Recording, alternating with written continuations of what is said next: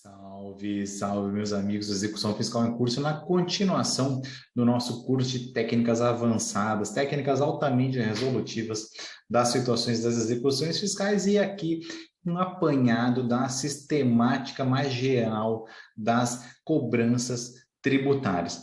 Tiago, eu entendi que nós temos um microsistema próprio para a recuperação das cobranças tributárias e entendi que esse microsistema tem uma fundamentação que remonta propriamente nos objetivos da nossa República, que é o de construir uma sociedade mais justa, mais fraterna, mais solidária, dentre outros objetivos muito relevantes. Tiago, isso aí esgota o ferramental do Estado. Quando eu dominar a execução fiscal, eu vou conseguir esgotar o ferramental que o Estado utiliza para a recuperação dos créditos tributários? Não, na verdade não, a notícia não é muito boa, mas na verdade não esgota. E tanto isso é verdade, eu estou escrevendo um livro com outros amigos, talvez ao tempo desse vídeo que você esteja assistindo já esteja lançado, mas sobre a cobrança tributária sistêmica. Existe sim todo um sistema para fins da recuperação dos créditos tributários, e tudo isso dada a importância desses recursos tanto para o custeio da máquina pública, tanto para o custeio dos próprios serviços públicos essenciais.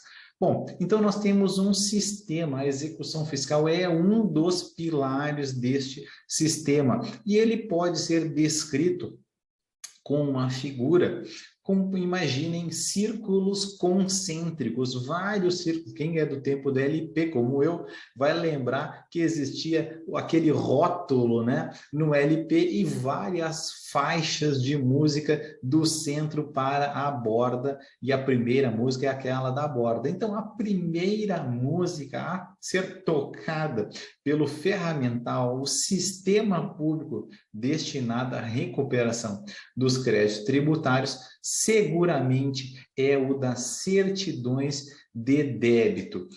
Tiago, como funciona esse sistema das certidões de débito? E aqui eu quero compartilhar com você para facilitar a sua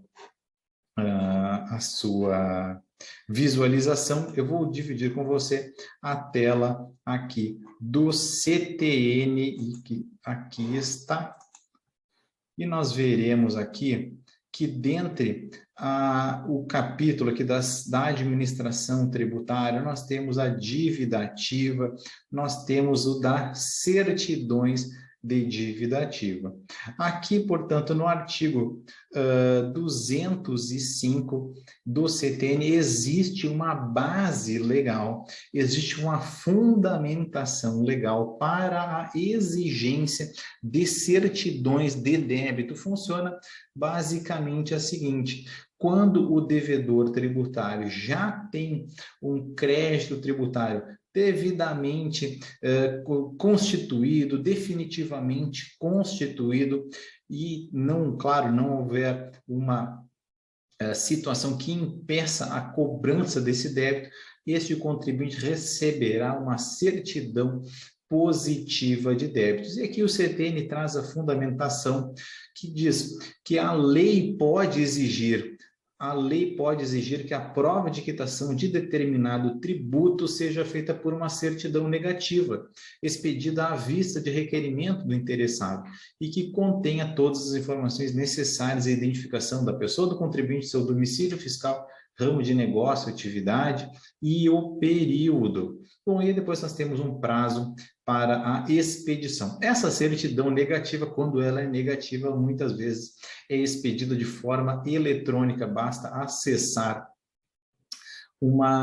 a repartição fazendária, por exemplo, no âmbito da Receita Federal, de forma muito prática. Você consegue, dando uma googleada, colocando expedir certidão negativa, vai ter lá o caminho e lá obter uma certidão. Então, quando nós tivermos a inexistência de débito, nenhum débito pendente, nenhum débito definitivamente constituído, esse contribuinte terá certidão negativa, e essa certidão é exigida para muitas atividades da própria rotina empresarial e da própria vida do contribuinte, para alienação de um determinado imóvel, né, para a prática de um ato negocial, para obtenção de algum financiamento público, por exemplo, em um desses bancos estatais que compõem a administração pública indireta, ou mesmo para a graduação lá do score daquele contribuinte. A gente sabe que quem deve acaba não devendo para mais de um tipo de credor, não é privilégio dever apenas, né, para a fazenda pública. Geralmente quem deve acaba devendo para mais credores, e por isso os agentes negociais, no momento de conceder um financiamento, algum tipo de benefício, uma contratação com o poder público, uma licitação, algum tipo de ato negocial com o poder público ou mesmo entre privados, é sempre fundamental apresentar a certidão negativa de débitos e um certificado de bons procedimentos tributários por parte daquele parceiro negocial. E sempre que é, então, necessário, é necessário apresentar esta certidão negativa. Bom, Thiago, você falou que, eventualmente, este contribuinte já tem débitos constituídos de forma definitiva. Vamos dar um exemplo. Ele apresentou lá a sua declaração de imposto de renda e lá havia necessidade do recolhimento de um valor de imposto de renda de pessoa física suplementar. Apresentou, e isso já é a constituição definitiva do crédito tributário atinente a este imposto suplementar. Se ele não fizer esse pagamento, este valor será inscrito em dívida ativa, inclusive para fins de execução fiscal. Mas, tão logo inadimplido o valor deste imposto suplementar, este contribuinte perderá o direito à certidão negativa e terá apenas a certidão positiva. E por isso que quando se tenta no site obter uma certidão negativa e diz lá informações insuficientes, não é possível expedir, procure a repartição ou algo parecido, com expressão equivalente, é porque ele tem uma certidão positiva de débitos. Quem já tiver o certificado digital pode entrar no ECAC e pode ir lá consultar no âmbito da Receita Federal, já vai poder consultar a situação fiscal, se há débitos, quais são os outros débitos, qual é a origem, qual é o valor, enfim, o que está trancando a expedição desta certidão negativa de débitos. Tiago, eu tenho certidão positiva e eu preciso da certidão negativa. O que eu faço? Bom, existem algumas alternativas. A primeira de todas, obviamente, que é a de efetuar o pagamento.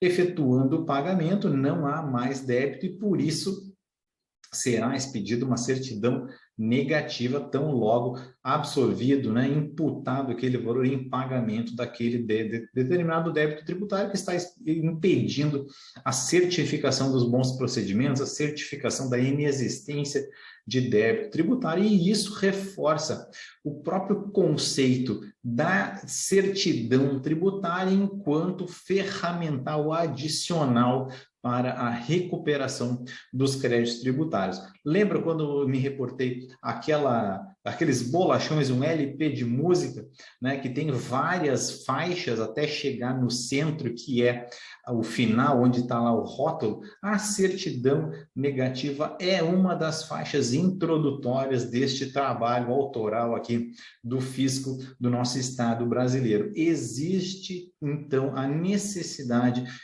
concretizada muitas vezes em atos negociais de apresentar esta certidão negativa. E a necessidade da apresentação dessa certidão negativa é, portanto, um mecanismo de pressão para fins de se obter do Estado, obter a conformidade tributária, ou seja, os bons procedimentos tributários, o devido pagamento daquelas verbas que deveriam ter sido feitas no momento do vencimento, seja lá na expedição do DARF, lá do meu imposto de renda de pessoa física suplementar, seja também em outras atividades de autolançamento que o contribuinte tem que ele próprio apresentar as declarações fiscais, uma DCTF, uma GFIP, uma RAIS, enfim, documentações que ele precisa apresentar e quando apresentar já mostra qual é o valor do débito e esse valor deve ser recolhido, se não for, tem certidão positiva enquanto não pagar, certidão positiva, e isso vai acabar obstando aquele ato desejável, por exemplo, um financiamento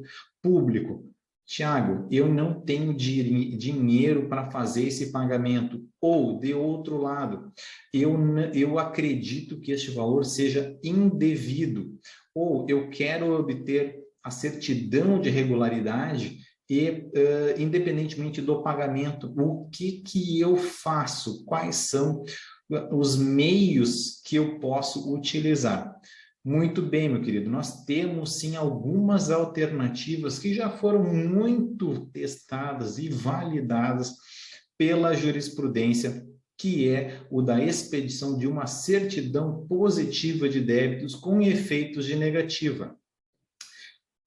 Vale lembrar que a própria exigência de uma certidão não é tida como uma sanção política, muito embora seja um mecanismo de pressão, não é um mecanismo de sanção política propriamente, aqueles mecanismos ilegais, arbitrários, aquela pressão indevida para eu ter o pagamento do débito tributário, não é? São rechaçadas, inclusive, pelo Supremo. Não é uma sanção, uma sanção política no sentido de uma sanção que pressiona a vida do contribuinte, que torna aquele nome como nome de devedor, que constrange de forma indevida o devedor. Aqui é uma sanção, é um exercício legal de direito por parte da própria Fazenda Pública, com base em lei. A sanção política é aquela medida ilícita, que é uma arbitrária, que é um extravasamento do sistema legal. Aqui nós temos uma base legal.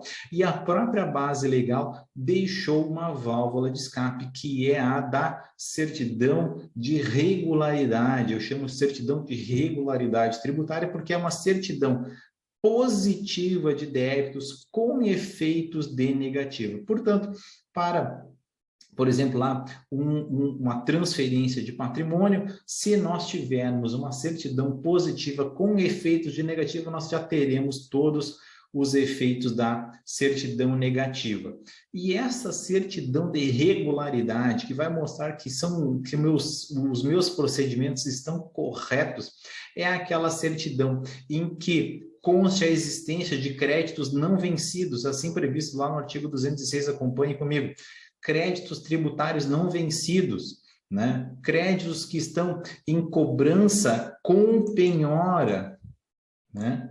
Ou que estejam com a sua exigibilidade suspensa, Então, como eu consigo uma certidão positiva de débitos com efeitos de negativa? Vamos imaginar que o devedor tributário, no caso, esse executado por imposto de renda de pessoa física suplementar, ele já tenha execução fiscal. Se ele tiver execução fiscal, o que você vai fazer? Se tiver penhora já na execução fiscal e for uma penhora suficiente, seja decorrente de um bloqueio Sesbaju, de uma penhora que é decorrente de um bloqueio de imóvel pelo CENIB, ou um veículo, né? Ou pela penhora propriamente pelo oficial de justiça de algum tipo de bem suficiente a honrar aquela execução fiscal. Quando houver meramente a notícia desta garantia, você vai requerer na execução fiscal que o juiz dê vista desta garantia para o credor, e o credor tem por dever de ofício anotar no seu registro da dívida ativa que este crédito está garantido, em que tenha sido efetivada a penhora. Não há necessidade de ajuizar não há necessidade de você ajuizar uma ação para esse mesmo propósito, um mandado de segurança, uma cautelar, não há necessidade de qualquer outro tipo de providência, porque a garantia já está posta na execução fiscal, e tão logo o próprio credor tenha notícia desta garantia suficiente, ele deve, por dever de ofício, suspender lá, anotar esta exigência, essa existência dessa garantia, e isso já suspende a certidão positiva. Ele vai ter uma certidão positiva com efeitos de negativa. Bom, Tiago, eu já vi que quando houver uma penhora na execução, uma garantia suficiente, meu constituinte, meu cliente vai ter direito à certidão positiva de débitos. Bom, não tenho penhora ainda. O que eu posso fazer para obter a certidão positiva com efeitos de negativo? Existem algumas medidas. Eventualmente, ele pode fazer o parcelamento deste débito. Se for realmente um débito que não há possibilidade de discussão, não há nenhum erro que não tenha sido constatado pelo advogado, não existe algum tipo de mácula que impeça este crédito, então, eventualmente, o contribuinte pode optar por fazer o parcelamento. O parcelamento é uma causa de suspensão da exigibilidade deste crédito e, na exigibilidade suspensa, há direito à certidão positiva de débito, claro, ele existe, mas com efeitos de negativo, porque a exigibilidade está suspensa. Bom, o meu constituinte não tem interesse em fazer o parcelamento deste débito. Quais outras alternativas? Nós temos mais duas alternativas interessantes aqui no nosso ferramental. Primeiro delas, eu posso ajuizar uma ação judicial pelo procedimento comum ordinário, oferecendo uma garantia de forma antecipada, né, para fins de suspender, garantir antecipadamente, melhor dizendo, para fins de garantir antecipadamente aquele crédito e, com isso, obter o direito à certidão de regularidade. Portanto, é muito frequente, o STJ tem um repetitivo, né, assentando a viabilidade desta demanda judicial para fins de caucionar, de garantir. A caução é um gênero, na verdade, né, de garantia real, mas acabou se cunhando essa expressão de caucionar, de garantir de forma antecipada, ou seja, antes do ajuizamento da execução fiscal, garantir este crédito pela oferta de um bem, por exemplo,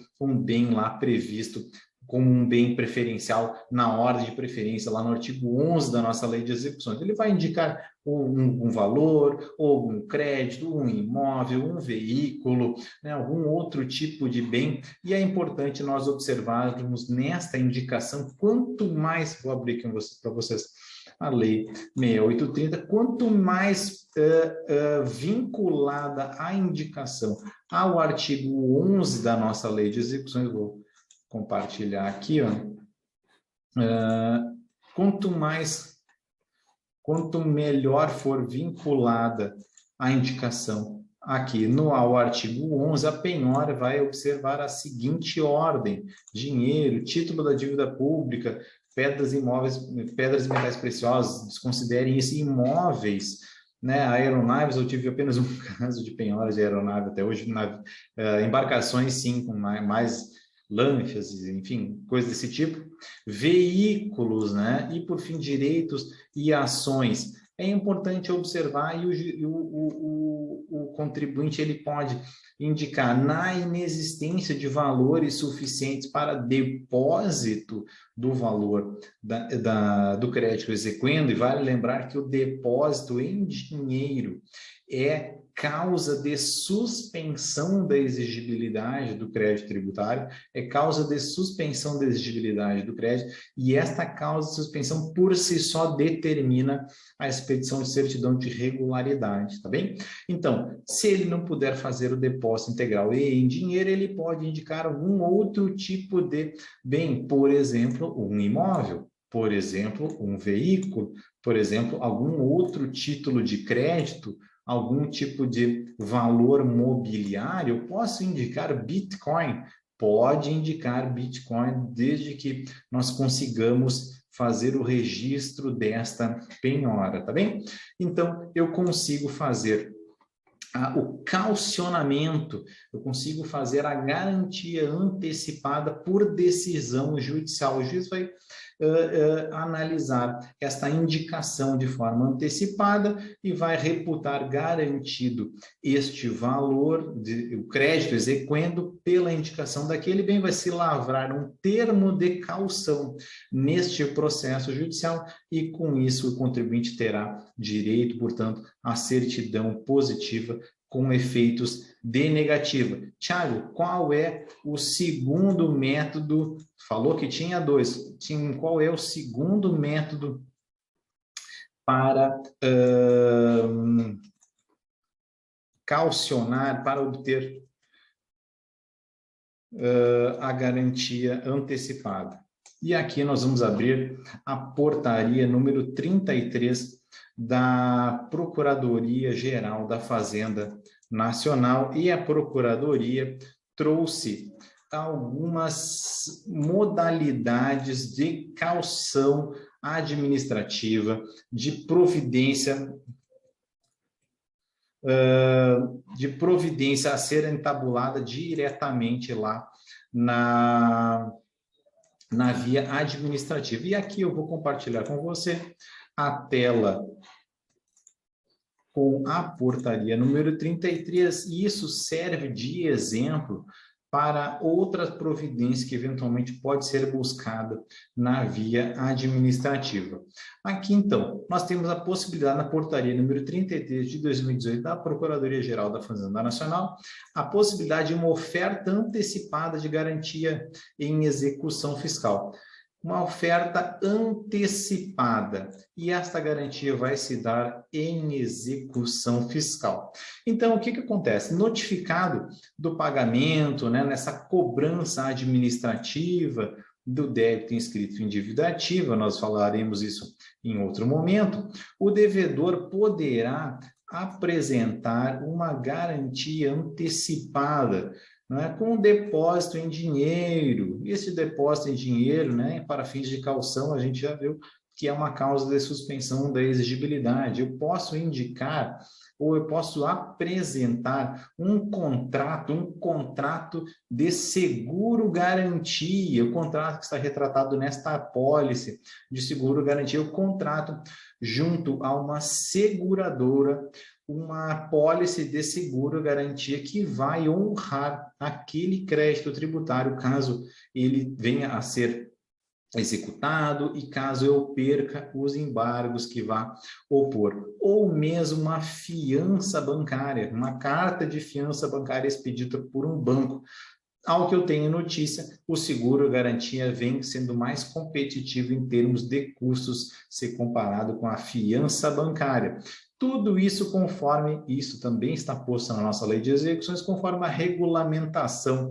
Existe uma regulamentação da Procuradoria-Geral da Fazenda Nacional com relação ao aceite destes documentos. De todo modo, a fiscalização destes órgãos da seguradora e do banco expedidor, no caso do banco da fiança bancária, existe uma regulamentação da SUSEP com relação às seguradoras e uma fiscalização do Banco Central com relação aos bancos, tá bem? Então, esta documentação, né, a concretização deste terceiro garantidor, você vai juntar o contrato, vai juntar a apólice, que vai constar necessariamente o número do débito, o processo administrativo, o valor, qual é o devedor, qual é o período, né? Todos esses elementos estarão constantes no documento, e você vai juntar esta apólice de seguro ou a carta de fiança bancária junto ao credor fazendário,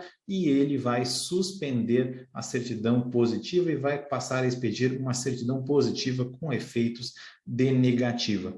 Este caucionamento, além do depósito em dinheiro, além do seguro, além da fiança, também pode se dar este caucionamento com outros bens sujeitos a registro público. Então, eu posso indicar como garantia antecipada um imóvel importante, juntar a certidão atualizada da matrícula imobiliária, porque vai lá estar qual é o proprietário, qual é a matrícula, se existem ônus, se existem outras penhoras, por exemplo, trabalhistas vão impedir esta oferta, né? Se existe algum tipo de embaraço a própria perfectibilização dessa garantia, por exemplo, um tombamento, algo que impeça a circulação econômica daquele bem. Então, o imóvel sempre obter a certidão atualizada, leia-se certidão com menos de 30 dias.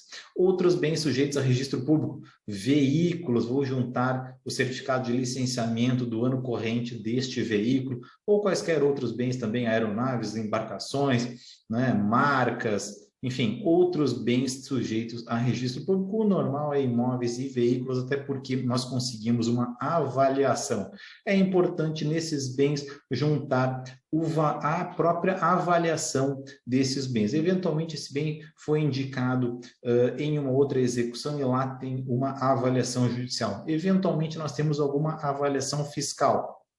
Eventualmente, nós temos a necessidade de juntar uma avaliação particular, né? Um avaliador particular pode ser um engenheiro civil, pode ser um arquiteto, pode ser um agrimensor, no caso de imóvel rural, um engenheiro agrônomo, em caso de imóvel rural, né? São pessoas capacitadas para a avaliação técnica deste imóvel. Em caso de veículo, a tabela FIP, quando houver inscrição deste veículo nesta tabela, ou outro tipo de consulta que possa ser feita a ponto de indicar o valor destes bens. São essas também esses mecanismos aptos à obtenção de uma certidão de regularidade fiscal. E, por fim, vale lembrar que, além desses mecanismos de garantia ou pagamento, primeiro, pagamento, ou garantia, ou causa de suspensão,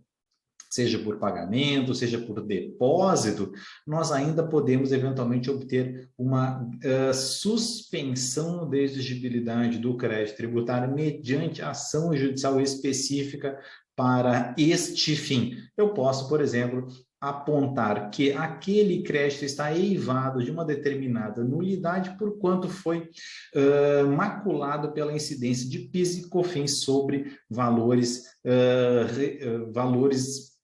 retidos, valores descontados de ICMS, valores que estão constantes lá das notas fiscais de ICMS, né? Então, esses valores são valores que devem ser debitados da base de cálculo com base no tema 69 do Supremo Tribunal Federal, no apontamento disso em uma ação judicial, uma ação anulatória, por exemplo, com prova suficiente de que este contribuinte é também contribuinte do ICMS, que faz pagamentos de ICMS, e, portanto, quando ele recebe mercadorias e aquele valor já está lá na nota fiscal, aquele valor destacado acaba incidindo, né, sendo agregado na base de cálculo do PIS e COFINS como receita bruta, como faturamento, deve ser descontado isso e, com base na tese do século, e é uma causa de nulidade do crédito tributário, mesmo uma nulidade parcial, é uma causa, por exemplo, para se obter